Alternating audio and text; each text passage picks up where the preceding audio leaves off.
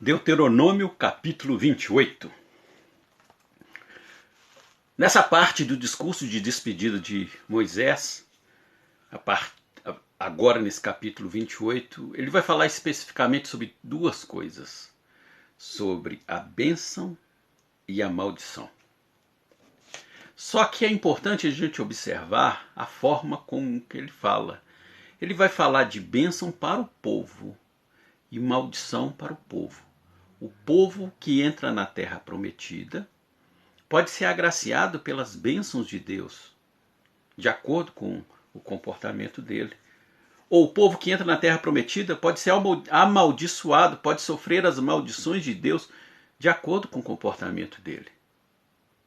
E é interessante que nesse capítulo, as bênçãos são colocadas em 14 versículos apenas. Em 14 versículos, Moisés vai falar da bênção. Mas quando ele fala da maldição, ele vai gastar pelo menos, se não estou enganado, exatamente 54 versículos falando de maldição. Talvez essa pedagogia de Moisés, essa pedagogia de Deus, é para que a gente tenha a certeza de que as coisas ruins vão seguir aquele que não estiver junto com Deus. Porque aquele que está em Deus já desfruta das bênçãos da graça. Mas aquele que não está em Deus tem muita maldição reservada para ele. Então vamos ver alguns exemplos, por exemplo, porque ele vai falar a respeito do povo. Por exemplo, as bênçãos que vão cair sobre o povo. Será bendito na cidade, será bendito nos campos, será bendito o fruto das entranhas, o fruto do solo, o fruto do gado, as crias das vacas, das ovelhas. O Senhor expulsará diante de ti os seus inimigos. Se eles te atacarem por um lado, eles vão fugir por 20 caminhos distintos.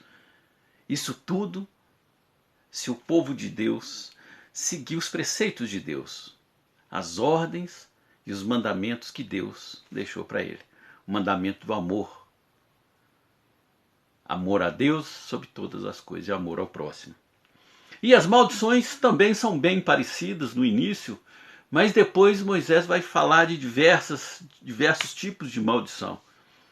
Serás maldito na cidade, serás maldito no campo. Será maldita sua cesta, sua maçadeira. O fruto das suas entranhas será maldito, o fruto do solo, as crias das vacas, tal qual ele falou no início. Só que em outros lugares ele continua falando, porque as bênçãos foram aparentemente poucas, mas as bênçãos, ao contrário, elas são inenarráveis. São muitas bênçãos, elas são bênçãos incontáveis. Agora as maldições, elas são contáveis, elas são perfeitamente contáveis. A gente pode contá-las e enumerá-las aqui nesses 54 versículos. O Senhor te ferirá de úlcera, como no Egito, de hemorroidas, de sardas, de doenças de pele incuráveis. O Senhor te ferirá de loucura, de cegueira, de embotamento de espírito. Andarás às apalpadelas em pleno meio-dia como um cego na escuridão.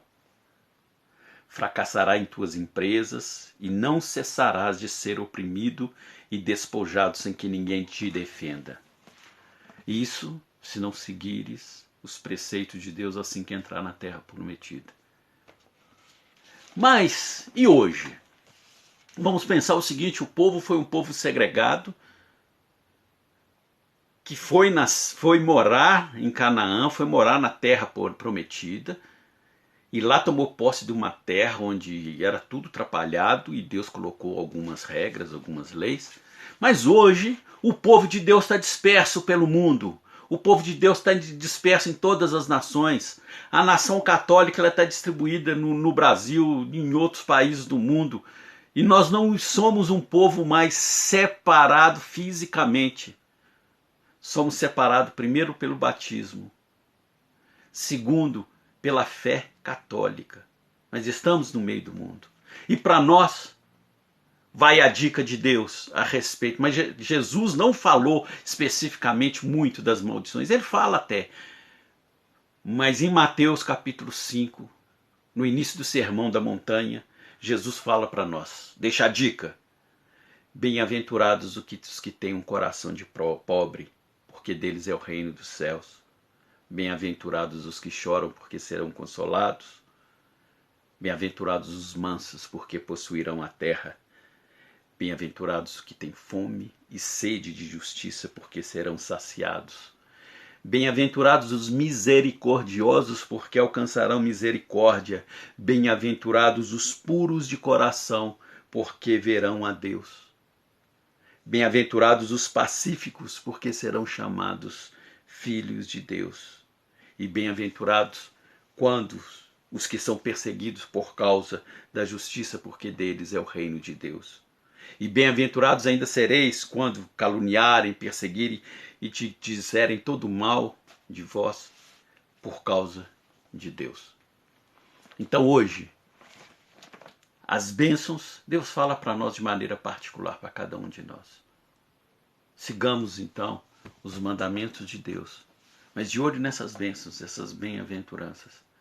Qual a virtude que eu mais preciso na minha vida, que eu preciso mais desenvolver dentro desse quadro dessas virtudes? Que nosso Senhor Jesus Cristo me ilumine e ilumine você, para que juntos possamos entrar na terra prometida, mas agora a terra definitiva no céu.